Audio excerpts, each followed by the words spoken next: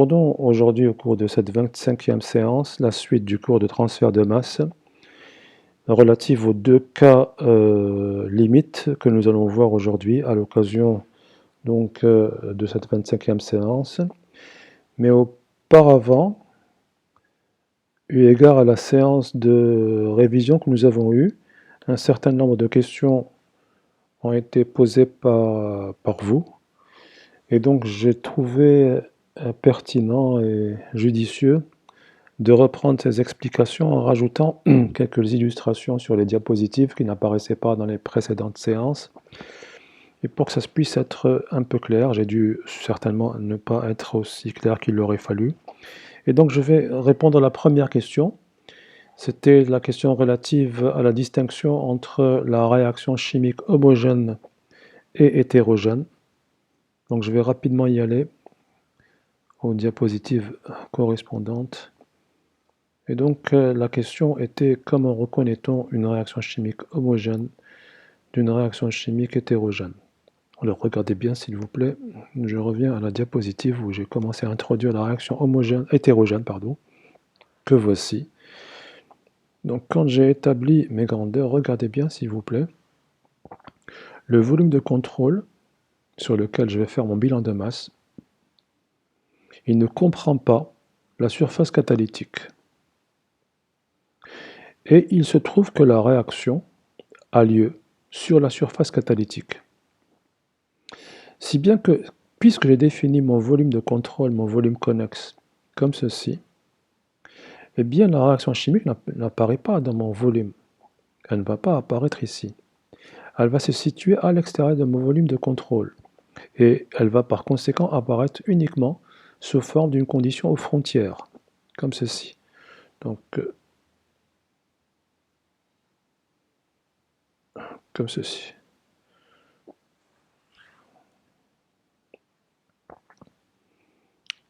Le taux de production de l'espèce A reste égal à 0, puisque la réaction a lieu à l'extérieur.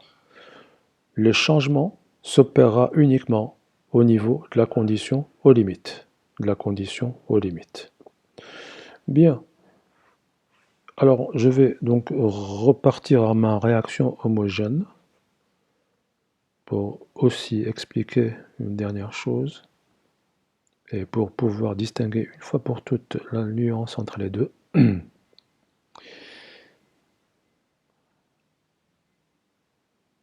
Alors, dans le cas de ma réaction homogène, la réaction avait lieu dans le film liquide entourant la bulle de gaz. Et j'avais dit que le film liquide était homogène. En effet, le gaz a déjà subi une dissolution, c'est-à-dire qu'il est passé de l'état gazeux à l'état liquide, puis A liquide a réagi avec B liquide, et c'est pour ça qu'on avait dit que le film liquide est homogène, pour donner notre produit AB. Et donc il s'agissait évidemment d'une réaction chimique homogène qui s'opérait, qui avait lieu dans mon volume de contrôle, contrairement au cas précédent.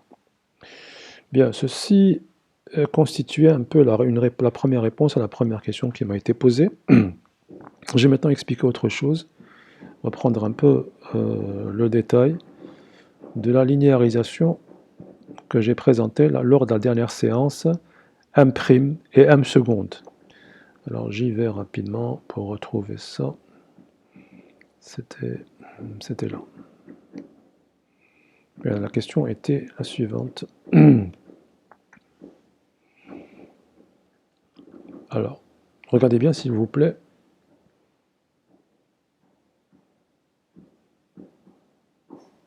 J'ai la force motrice xi moins x, quand je la multiplie par m, ça me donne yi moins y étoile. yi moins y étoile. En fait, c'est bien sûr la question était pourquoi c'est pas cette portion-là qui a été linéarisée pour ce premier cas. Et bien parce que je multiplie cette force motrice xi moins x par m pour qu'elle me donne yi moins y étoile. Si bien que le rapport yi moins y étoile sur xi moins x, il est égal à m. Mais comme cette portion de courbe n'est pas linéaire, cette portion de courbe n'est pas linéaire, il s'agit de linéariser localement cette portion de courbe. Il s'agit de linéariser localement cette portion de courbe en traçant une tangente que j'ai appelée M'. Donc regardez bien, si je fais le rapport YI moins Y étoile sur XI moins X, comme ceci, alors je vous épargne tout ça, on a déjà vu ça, donc je vais rapidement vous montrer ce que j'ai rajouté. Voilà. YI moins Y étoile sur XI moins X, désolé, ici c'est pas X étoile, XI moins X, c'est XI moins X, désolé, hein, c'est une erreur. Donc YI moins Y étoile, ça c'est bon. XI moins X, c'est moins X et non pas X étoile, c'est égal à M', c'est-à-dire que j'ai fait quoi? J'ai linéarisé la portion de courbe comprise entre le point T et le point I par un segment que vous voyez ici apparaître, de manière à ce que ceci, YI moins Y étoile sur XI moins X, soit égal à M'. Donc c'est ce que j'avais dit, j'ai linéarisé localement la relation d'équilibre pour me donner M'. Je refais le même topo pour le cas suivant, pour pouvoir définir ma résistance globale de transfert de masse côté liquide. Donc j'avais fait la même chose, regardez cette fois-ci, j'ai YI moins Y moins YI que je vais diviser par M. Je vais diviser par M. Mais regardez qu'est-ce qui se passe et pourquoi, comment que je reconnais les portions de courbe qui doivent être linéarisées.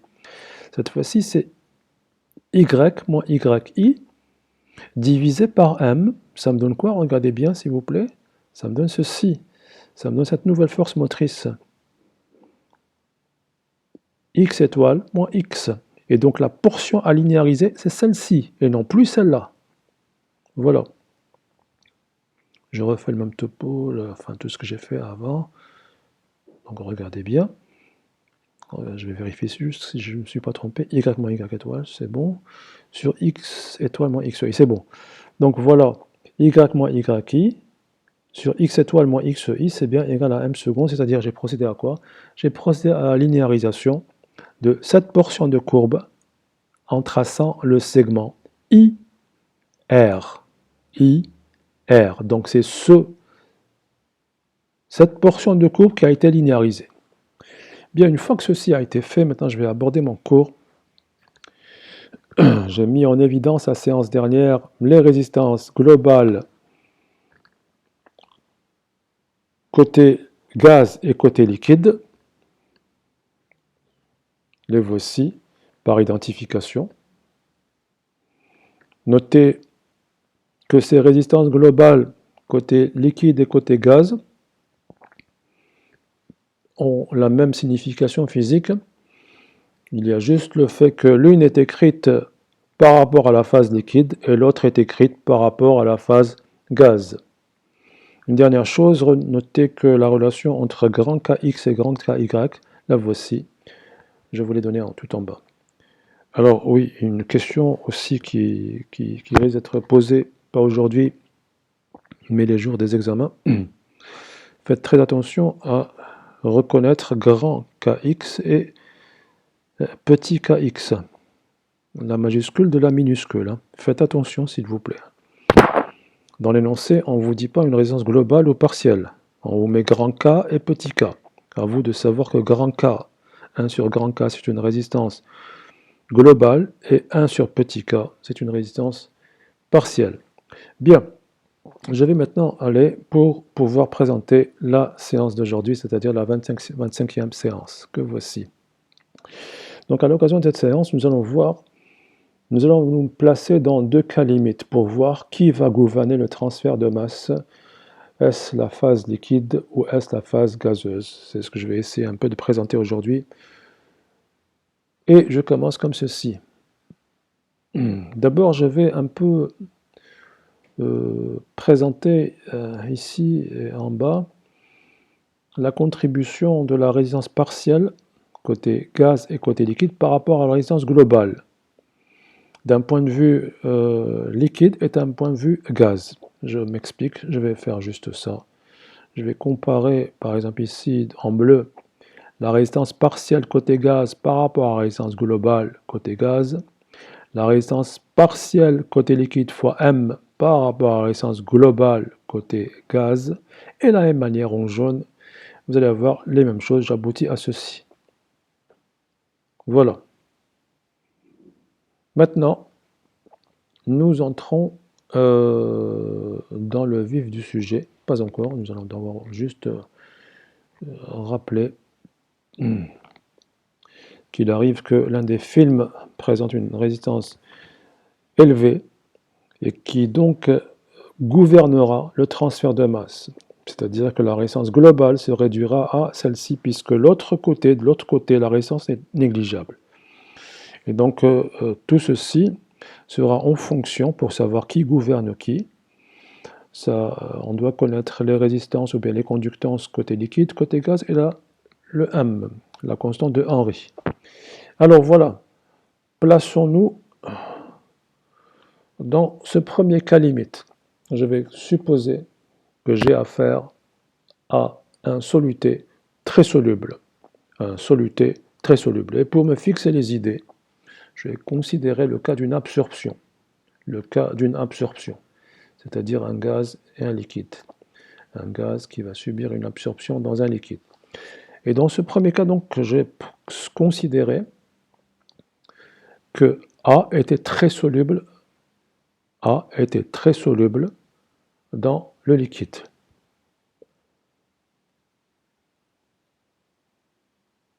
Alors, ça veut dire que de grandes quantités de A vont être absorbées par le liquide. Ceci veut dire que M, la constante de Henry, sera très petite par rapport à 1. Quelques exemples, par exemple, vous avez le NH3, l'ammoniac, vous avez le SO2, le dioxyde de soufre, mais vous avez également, pour l'exemple traité par Lewis et Whitman dans leur article, ils ont considéré l'absorption du HCl par de l'eau. Bien, donc que se passe-t-il? Nous avons de grandes quantités de A qui sont ramenées, comme ceci, qui sont ramenées depuis le noyau turbulent vers l'interface. Il va y avoir dissolution et ça va passer côté liquide. Comme il y a une très bonne solubilité, la solubilité est très élevée. D'abord, parlons un tout petit peu de solubilité. Alors, qu'est-ce que la solubilité? En fait, la concentration d'un gaz dans un liquide est appelée solubilité. C'est lorsqu'il va y avoir dissolution d'un gaz dans un liquide. Elle dépend évidemment du couple P et T, la pression et la température du milieu environnant, c'est-à-dire gaz et liquide. Et comment varie-t-elle la solubilité, évidemment? En fonction de P et T, de la température et de la pression. Eh bien, pour les faibles températures, la solubilité est élevée et elle diminue lorsque les températures augmentent. Et c'est pour ça que vous avez des normes pour les rejets des eaux industrielles dans les rivières. Il ne faut pas dépasser une certaine température, 30 degrés. Il faut, enfin, c'est une valeur qui était préconisée, ça fait très longtemps, je ne sais pas si ça a changé, mais les températures de rejet des eaux ne doivent pas dépasser 29 degrés dans les rivières. Et pourquoi? C'est pour éviter que l'oxygène dissous ne subisse une désorption, c'est-à-dire il va s'échapper. Du coup, si les rivières perdent leur oxygène, et bien, toute la faune et la flore mourront, les poissons mourront et les algues et tout meurt. Bien, donc regardez s'il vous plaît ici, comme il y a une très bonne solubilité, toutes les quantités de A qui arrivent à l'interface sont très bien assimilées et passent côté liquide, si bien que XI, regardez s'il vous plaît ici, XI ne se situera pas en dessous de YI, il va se placer au-dessus, comme ceci. Bien, donc ça c'est lorsque M est très petit par rapport à 1, c'est-à-dire lorsque vous avez une très très bonne solubilité. Ok, donc nous voyons la grande résistance, elle est du côté gaz. La grande résistance, et je dois raisonner uniquement sur la partie en bleu, je ne m'intéresse pas à la définition côté liquide, je m'intéresse à la définition côté gaz, je fais ce choix. Donc ici, la résistance côté gaz, ça sera 1 sur K y, petit k, y, comme ceci. Alors avant cela, je vais le faire dans un instant. Côté liquide, en revanche, je vois que la résistance est négligeable. La résistance est négligeable. Si bien que xi, puisque la résistance est négligeable, xi est presque égal à x. La concentration à l'interface est presque égale à celle qui règne dans le noyau turbulent. Donc, mettons-nous un peu les idées, enfin, éclaircissons un tout petit peu cela. C'est quoi la résistance côté gaz? La résistance côté gaz, c'est 1 sur petit ky, et celle côté liquide, c'est m sur 1 sur kx. Qu'est-ce que tout ceci veut dire? Ceci veut dire tout simplement que vous avez la résistance côté gaz qui est très grande par rapport à celle côté liquide comme ceci. Donc si nous devions écrire, nous écrirons ceci. 1 sur ky est très très grand devant m sur kx, ou bien l'inverse, on va mettre l'inverse. M sur kx est très petit par rapport à 1 sur ky. Ce qui fait que quand je fais passer le ky au premier membre, j'aurai mky sur kx qui sera très petit par rapport à 1. mky sur kx, donc j'ai juste fait passer ky au premier membre ici, multiplié par m, j'obtiens ceci. Réécrivons cette expression en bleu en mettant en facteur 1 sur ky, je fais sortir 1 sur ky, j'obtiens donc 1 plus ceci, c'est-à-dire exactement ça. Tout ceci pour nous ramener à la constatation suivante qui dit que 1 sur grand ky, c'est à peu près égal à 1 sur ky. Si bien que donc les conductances globales, la conductance globale côté gaz est égale à la conductance partielle côté liquide. ky égale à ky, grand ky égale à petit ky. Si grand ky il est égal à petit ky, regardez, puisque j'ai y étoile, yi, vous l'avez compris, y étoile sera à peu près égal à y étoile sera à peu près égal à y. Alors, maintenant, essayons de tracer tout ce qu'on vient de faire ici. Essayons de le tracer. Donc, je reprends dans la prochaine diapositive les résultats. D'abord, oui, j'ai oublié de le dire. Donc, par conséquent, qui contrôle le transfert de masse? C'est la phase qui a la plus grande résistance, c'est-à-dire la phase gazeuse. C'est elle qui a la plus grande résistance. Donc, c'est elle qui contrôle le transfert de masse, étant donné que côté liquide, la résistance est négligeable. Nous pouvons la négliger dans les calculs. Bien, réécrivons tout ceci dans la prochaine diapositive, la voici, et traçons y en fonction de x. Vous l'avez compris, puisque m est très petit, ça va être aplani, une courbe qui ne va pas augmenter beaucoup, de manière significative. Donc ça ne va pas augmenter de manière significative. Donc traçons y en fonction de x, là voici, et je trace m, ce sera une courbe d'équilibre qui ne sera pas très grande, comme ceci. Je vais maintenant me considérer le point P. Le point P qui correspond à un point de fonctionnement de la colonne où je connais les concentrations dans les noyaux turbulents. Donc je connais X et Y. Voici mon point P. Et je vais tracer la courbe, la droite delta. La droite delta, qui, rappelez-vous, c'est égal à moins Kx sur Ky. Comme Ky est très petit, Ky étant très petit, retenez bien, la résistance est grande, c'est 1 sur Ky qui est grand. Donc Ky est petit. Et donc je vais avoir une pente qui va être presque verticale. Une pente qui va être presque verticale, comme ceci. D'abord je définis x étoile et y étoile. X étoile, pour l'avoir, il faut l'intersection avec la courbe d'équilibre, donc ça va avoir lieu très très loin, donc je ne l'ai pas tracé. En revanche, pour y étoile, je l'ai ici.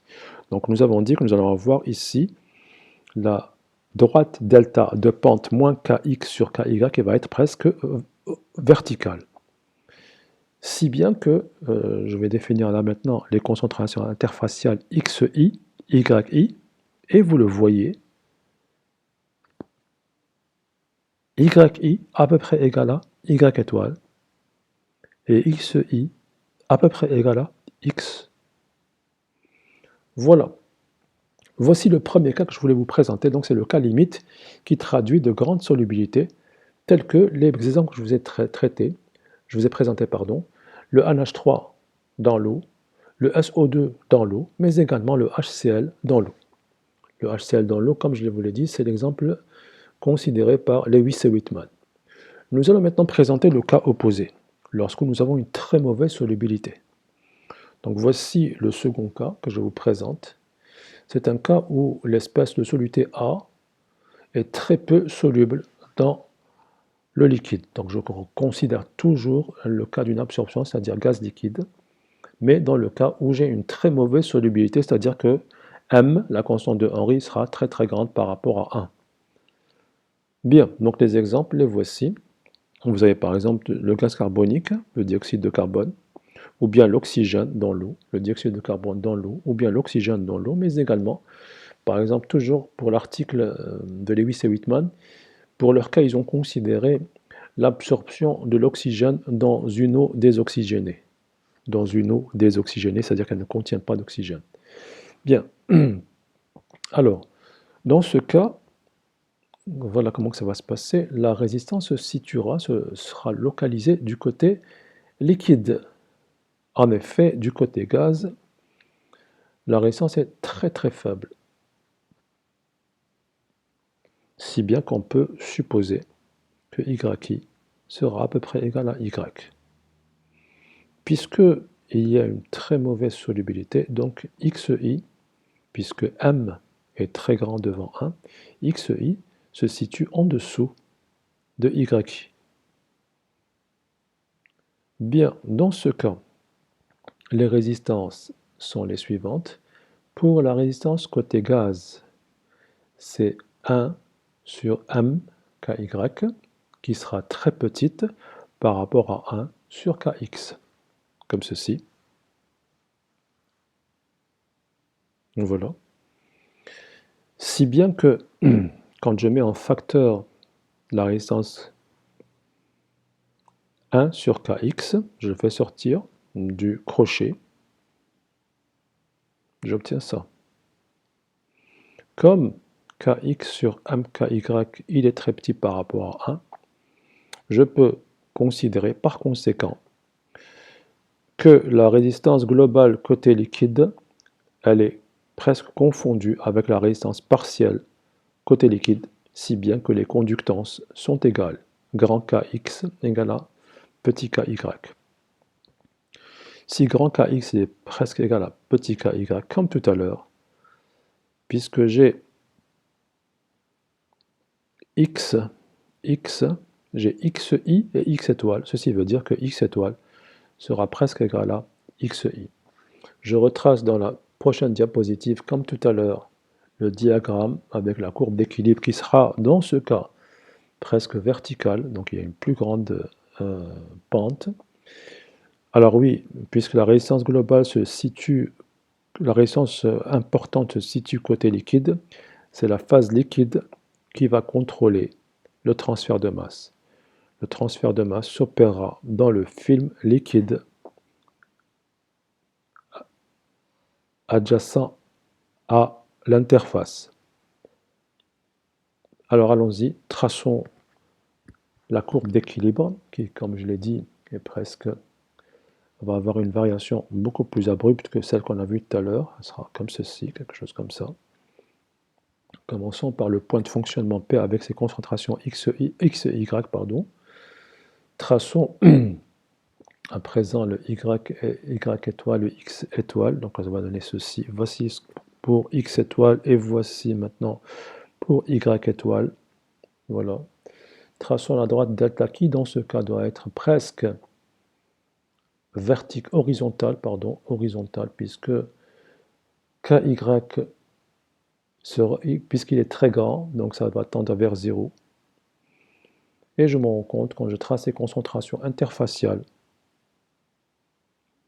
que X étoile, il est à peu près égal à XI, X étoile, il est à peu près égal à XI, et Y, il est à peu près égal à Y, et j'aurais dû faire un peu plus, je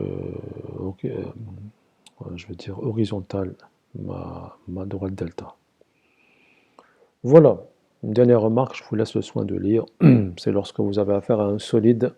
Évidemment, dans un solide, la résistance, elle tend vers zéro, ce qui fait que la résistance globale se confond avec la résistance côté fluide si on admet qu'il y a un équilibre qui règne au niveau de l'interface. Alors je vais continuer puisque il y a eu aussi des questions par rapport à la distinction entre l'absorption et la désorption. Donc j'ai préparé pour récapituler tout le transfert de masse entre phases. Alors commençons par l'absorption. Là voici. Voici l'interface qui va séparer ma phase liquide et ma phase gaz. Je considère une absorption. La voilà. Je trace d'abord les films gazeux de part et d'autre de cette interface dans lesquels l'écoulement est laminaire et où se concentre toute la résistance. Ils ont une épaisseur ΔG et ΔL pour la phase gaz et la phase liquide respectivement. D étant le diluant, A le soluté en grande quantité, parce qu'il s'agira d'une absorption. Et ici le solvant est peut-être le soluté dans le cas où il existerait en petite quantité. Donc, dans les noyaux turbulents, l'écoulement, comme je le dis, est turbulent, les concentrations sont uniformes et la résistance est presque négligeable. Alors, décrivons un tout petit peu le phénomène d'absorption. Alors, quand on dira qu'il y a absorption, ceci veut dire qu'il y a un déplacement du soluté A depuis la phase gazeuse jusqu'à la phase liquide. En d'autres termes, Y, la fraction molaire du constituant A dans la phase gaz, doit être supérieure impérativement à X, c'est-à-dire la concentration, la fraction molaire de A dans la phase liquide. Donc pour pouvoir dire qu'il y a une absorption, il faut qu'il y ait ceci. YA supérieur à XA, ça va arriver. Donc décrivons un tout petit peu ce phénomène de diffusion, d'absorption. Donc il s'agit d'abord, la première étape consiste en une diffusion de A depuis le noyau turbulent vers l'interface. Et j'ai utilisé le terme diffusion, en effet, nous supposons que dans les noyaux turbulents, l'agitation est tellement bonne que la résistance est négligeable. La résistance y est négligeable. Ce qui fait que toute la résistance se trouve confinée dans le film gazeux. Et c'est pour ça que j'ai parlé directement de diffusion, puisque nous avons opté pour le modèle de Lewis et Whitman qui considérait que toute la résistance se localise strictement dans le film gazeux et le film liquide entourant l'interface. Parce qu'en réalité, dans le noyau turbulent, il y a une diffusion, mais c'est un transport convectif. Mais comme il est très faible, puisque l'agitation est parfaite, nous avons considéré que cette diffusion s'opérait uniquement dans le film gazeux. Alors, une fois arrivé au niveau de l'interface, il va y avoir une dissolution ensuite. Alors, vous avez donc une migration depuis le noyau turbulent jusqu'à l'interface, puis une diffusion depuis l'interface vers le noyau turbulent liquide, si bien que vous allez avoir XI qui sera supérieur à X. XI supérieur à X. Et maintenant, intéressons-nous un tout petit peu à l'interface. Au niveau de l'interface, il y a une dissolution suivie d'un équilibre. Donc d'abord, il y a une dissolution, puis il va y avoir, on va atteindre l'équilibre instantanément. Vous vous rappelez quand dans une des séances, j'avais expliqué la notion d'équilibre, je vous ai dit, il faut attendre un temps infini. En fait, c'est instantané. C'est instantanément que cela se fait. Il y a uniquement le cas des tensioactifs qui pourrait éventuellement décaler et présenter une résistance à l'interface, mais que nous n'étudierons pas. Les surfactants, ce sont eux, à cause de leur tête et leur queue, eux peuvent présenter une accumulation au niveau de l'interface qui pourrait constituer une résistance supplémentaire au niveau de l'interface, mais nous ferons dans ce cours abstraction de ce cas-là. Bien, donc remarquez bien, voici donc les concentrations interfaciales, et voilà ce qu'il faut retenir. Puis pour pouvoir dire qu'il y a une absorption, il faut que la fraction molaire, comme je l'ai dit tout à l'heure au tout départ, Y doit être strictement supérieur à X. Y doit être strictement supérieur à X. Autrement, ce n'est pas une absorption. Donc regardez bien, dans les fractions molaires, Y, la quantité de A présente dans le film, dans le gaz, elle est toujours supérieure à la quantité de A présente dans le liquide, dans les noyaux turbulents, évidemment. Bien, quelles sont les forces motrices maintenant, si on voulait avoir un peu l'information sur les forces motrices qui se localisent dans les films gazeux et le film liquide, le film gazeux et le film liquide. Donc vous avez compris, il y a deux films, un film gazeux et un film liquide, au sein desquels se développent deux forces motrices, Y moins YI et XI moins X. Y moins YI et XI moins X. Donc j'ai fait, désolé, donc ça c'était pour vous dire que le transfert se fait du gaz vers le liquide, c'est pour ça qu'on appelait ça une absorption. Une absorption. Maintenant, on va encore continuer parce que les questions qui m'ont été posées sont relatives à cela aussi.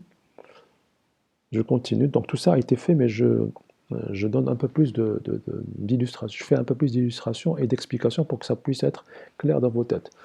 Maintenant, vous avez compris tout à l'heure, dans l'exemple que j'ai traité tout à l'heure, celui-ci, YI est supérieur à XI. La concentration de l'interface en phase gazeuse est supérieure à celle en phase liquide. Et quand est-ce qu'on a l'inverse, comme on l'a vu dans les cas limites? Nous avons dit tout à l'heure, il y a deux cas. Il y a deux cas.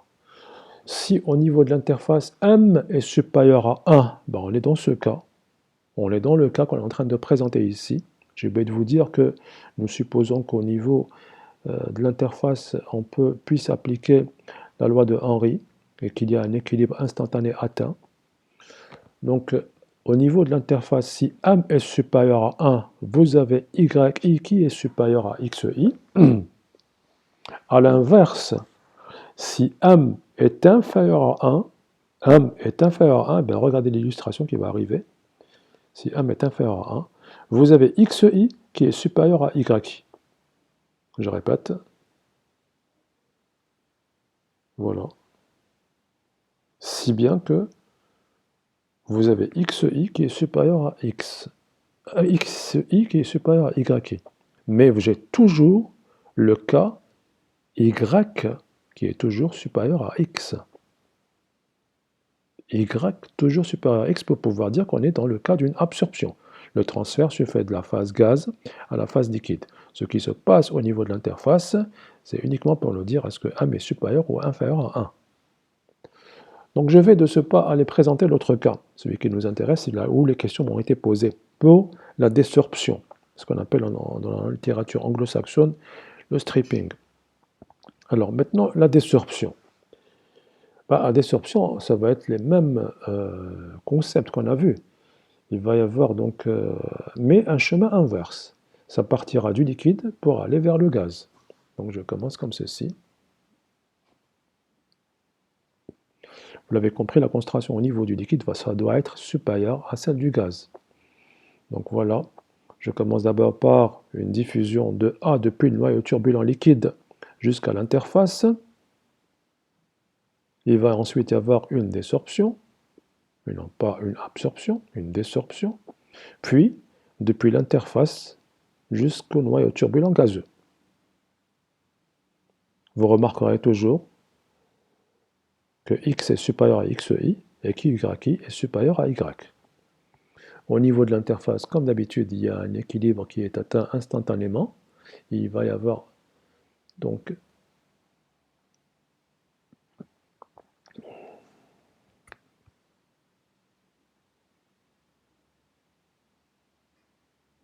je ne pense pas qu'on puisse parler de se dissout, puisqu'il va y avoir une désorption. Je pense que je me suis trompé ici. À l'interface, A se dissout, il ne se dissout pas. il se désorbe. Je pense qu'ici, il aurait fallu écrire.